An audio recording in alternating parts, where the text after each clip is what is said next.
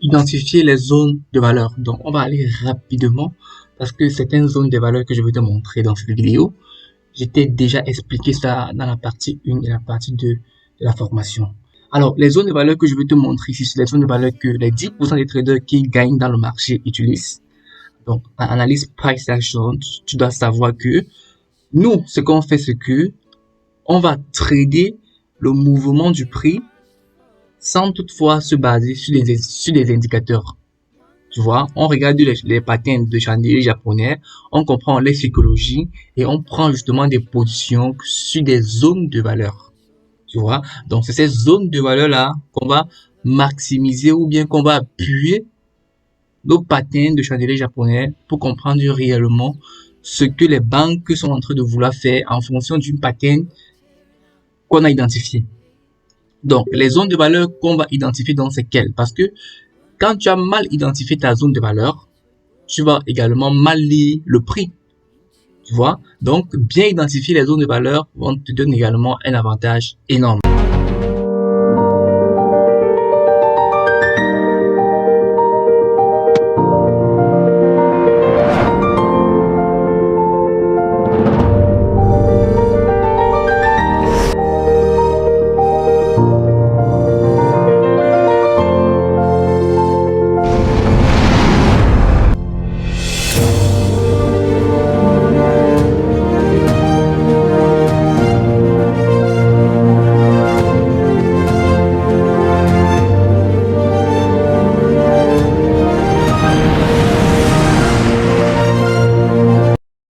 Je vais te montrer ça pas à pas. Mais dis-toi que on ne doit pas prendre tellement de temps. Parce que, voilà quoi. Les zones de valeur que tu as ici, d'autres, je t'ai déjà expliqué concrètement de quoi il s'agit. Donc, on va placer les supports et résistances institutionnels en swing, en intraday et en scalping. Ces trois-là sont différents. Tu vas te rendre compte que tu dois pouvoir faire une distinction entre les zones de valeur des supports et résistances institutionnels en scalping, en intraday et en swing. Donc, je vais te montrer ça clairement dans les graphiques.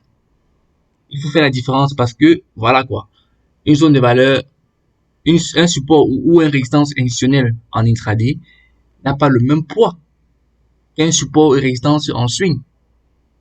Donc, si tu confonds ça, si tu ne sais pas faire la différence, alors tu vas justement, tu ne dois pas avoir la bonne approche face à une zone de valeur précise que tu aurais identifiée. Je vais te montrer une astuce qui va te permettre de mieux connaître ça. On va placer ça principalement sur TradingView. Parce que je sais que sur MT4, je t'ai envoyé un indicateur je pense que c'est dans la partie 1 de la formation que je te donne un indicateur automatique qui va te placer ces supports et résistances institutionnels sur MT4. Sur TradingView, j'ai pas encore trouvé l'astuce ou bien l'indicateur pour placer ça automatiquement. Ce qu'on va faire, c'est qu'on va le placer manuellement et justement, je vais te montrer des astuces pour connaître que telle zone, c'est un support et résistance institutionnel en swing, en intraday et en scalping. En fonction de comment tu trades, tu vas pouvoir recontextualiser en ta manière pour justement maximiser sur ces grandes probabilités. Ensuite, on va parler des supports et résistances, donc les plus hauts et les plus bas de la section asiatique. Ça là, c'est principalement où je vais dire, on serait un peu zoomé sur des unités de temps inférieures. Donc, pour tous ceux qui travaillent en scalping et en intraday, c'est important de regarder ça. Tu connais déjà les stratégies ou bien les fausses cassures, les faux mouvements du prix par rapport à la session asiatique. Donc, il est important pour toi d'identifier ces supports et résistances naturelles du prix sur tes graphiques. Donc, tu vas identifier le plus haut et le plus bas de la session asiatique. C'est facile quand tu connais ça. Dans la partie 1 de la formation, je t'ai déjà montré ça. On ne doit pas prendre trop de temps pour expliquer ça. Tu connais déjà de quoi il s'agit. Maintenant, on va parler des plus hauts et les plus bas de la veille. Donc, ceci également, c'est très facile. Tout ce que tu as fait, c'est de basculer sur ton time frame daily et tu vas tout simplement mettre le prix le plus low, donc le lower price et le higher price de ta pattern précédente en daily. Et tu auras justement le plus haut et le plus bas de la veille. Et c'est un support et résistance important et sensible. Si tu regardes ces réactions dans le prix, surtout si tu travailles en intraday, tu vas te rendre compte que ça a de poids. On va aussi placer les plus hauts et les plus bas de la semaine. Ceci également est facile. Tout ce que tu as fait, c'est que tu bascules sur ton time frame weekly. Donc, la dernière pattern, tout ce que tu as fait, c'est que tu localises le lower price, le higher price, donc le prix le plus haut et le prix le plus bas. Tu vas pouvoir placer ton support, ton support et ta résistance. Et justement, on va voir également le plus haut et le plus bas du mois. Celui-ci également est pareil. C'est tout simplement, tu bascules sur ton time frame monthly, tu identifies le prix le plus low et le prix le plus high, tu traces ton support et ta résistance, d'accord?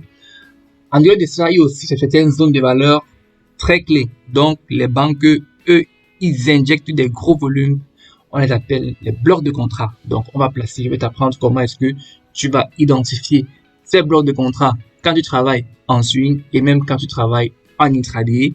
Je vais te montrer les avantages et même aussi les inconvénients des blocs de contrat. Ce sont des zones très sensibles et tu vas voir pourquoi est-ce que je dis que c'est sensible, parce que justement le prix réagit sur ces zones de valeur là et ce n'est pas par hasard. Je t'ai dit que quand on traite de price action, tu te rends compte que on n'a pas besoin d'un indicateur pour identifier ces blocs de contrat. Les banques n'ont pas besoin d'un indicateur pour injecter des gros volumes dans le marché. Tu vois? Donc, le fait de localiser ces blocs de contrat, justement, te donne également un avantage que des indicateurs ne peuvent pas te donner. Tu vois? Les indicateurs ont toujours un retard sur ce que le prix fait. Alors que le price action, lui, a la précision, à la minute que c'est en train de réagir, la pattern qui est en train de se former, sur une zone de valeur précise que c'est en train de se former, te dit déjà ce que le prix ou bien les banques sont en train de vouloir faire. Les indicateurs, eux, à leur tour, vont venir te donner cet indice-là quand le prix a déjà fait. Tu vois? Donc, il faut voir la différence. Donc, on va aussi parler des points pivots en swing et en intraday. Les points pivots, tu connais, c'est très facile. Je t'ai montré, je peux donner un indicateur MT4 pour les placer automatiquement. Sur TradingView, c'est facile. Tu n'as qu'à retrouver point pivot dans tes indicateurs. Tu vas justement configurer en swing. Il est recommandé d'utiliser le point pivot monthly, donc mensuel. Et en intraday, il est recommandé d'utiliser le point pivot soit tu vas utiliser daily ou weekly en fonction de l'intraday que tu fais, tout simplement. Donc, tu peux, si tu travailles en intraday, justement, où tu trades toute la journée, donc tu fais du day trading, tu vas justement utiliser le point pivot weekly. Maintenant, si toi, tu trades uniquement les sessions, tu peux utiliser le point pivot daily. Mais nous, les swing traders, on se focalise plus sur des points pivots monthly. Donc, c'est très facile de configurer ça dans tes graphiques. On ne doit pas prendre 4 heures de temps pour t'expliquer ça. Et les moyens mobiles exponentiels, tu connais déjà de quoi il s'agit. Je t'ai expliqué ça de long en large dans la partie 3 de notre formation en trading. C'est une moyenne mobile que les banques utilisent fortement. Il y a une expérience, il y a une statistique par rapport à cette moyenne mobile à l'enceinte des banques, à l'intérieur des banques, qui dit que tant que le prix est en dessous de la moyenne mobile 200, les banques, ce que eux ils ont à faire, c'est de vendre. Tant que le prix est au-dessus de la moyenne mobile 200, ce que les banques ont à faire, c'est d'acheter. Ça, c'est une information qui vient à l'intérieur des banques. D'accord? Et justement, il y a une stratégie qui repose uniquement sur cette moyenne mobile 200. Et je vais te montrer ça dans cette formation. Donc, on peut aussi parler de d'autres zones de valeur qui peuvent être intéressantes, qui peuvent justement entrer dans le cadre d'une stratégie précise que tu utilises. Les retracements et les projections des Fibonacci.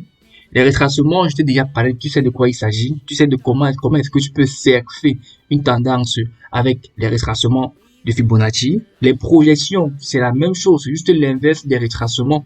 Donc, avec ces deux-là, ça peut te permettre de voir, justement, d'identifier le prochain swing ou bien d'identifier, par exemple, de savoir à quel niveau, avec d'autres zones de valeur que tu aurais identifiées, à quel niveau tu peux placer ton stop loss, à quel niveau tu peux placer ton take profit. etc. Donc, dans le cadre d'une stratégie, ces supports et résistances des retracements et projections de Fibonacci peuvent être utiles. Il y a aussi l'ADR, donc le Average Daily Range. Dans la partie 1 de la formation, je peux donner un indicateur également pour les placer automatiquement sur ton MetaTrader 4. Donc, je t'ai même également expliqué comment est-ce que tu peux l'utiliser, comment est-ce que tu peux lire l'indice que ça donne et comment est-ce que tu peux l'utiliser à ton avantage. Donc, on doit plus revenir sur ça, justement. On ne va pas prendre 4 heures de temps pour expliquer ça. Les zones de valeur qu'on va se focaliser sur ça sont justement les supports et résistances institutionnels en swing et les blocs de contrat. Les autres, tu connais déjà de quoi il s'agit. Donc, je vais te montrer ça concrètement dans les graphiques. On y va.